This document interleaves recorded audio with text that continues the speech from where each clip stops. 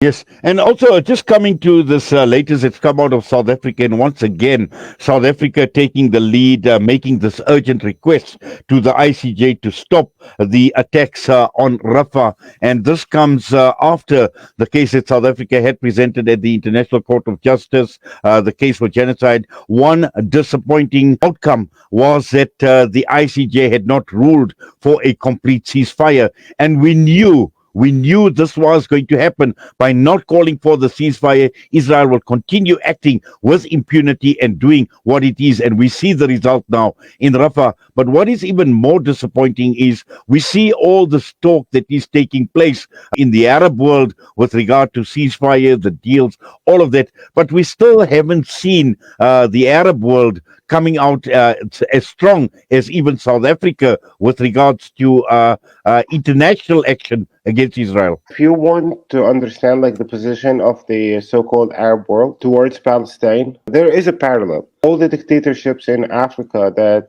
watched South Africa being brutalized by the apartheid regime and did nothing. They were like either watching or they were concerned about their interests with the allies of South Africa, namely Britain and the United States at the time.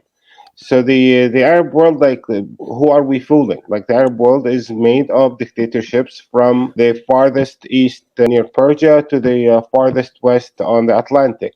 You have a dictatorship after dictatorship after dictatorship, and their best interest and profits and benefits come from their alliance with the United States. Call that Egypt, call that Jordan, call that the United Arab Emirates, Saudi, and so on.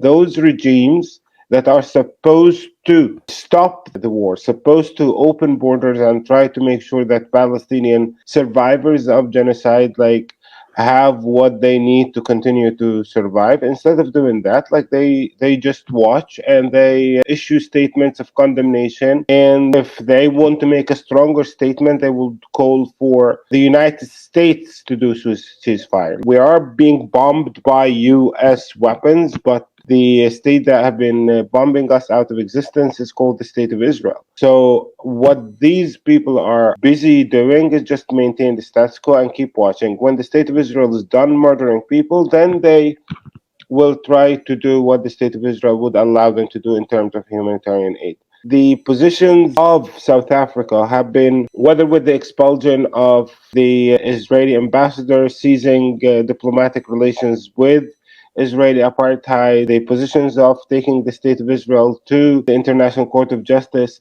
all those like positions are pushing the bar very high for those dictatorships. We live in a situation where a country as far as South Africa is much morally and diplomatically closer to the plight of Palestinians for justice than the positions of any Arab dictatorship. That should be understood in the sense that free people can help oppressed people, but like dictatorships are not there to help oppressed people. The position of Arab countries towards Palestine is very similar to the positions of nearly 40 to 50 countries throughout Africa regarding apartheid South Africa.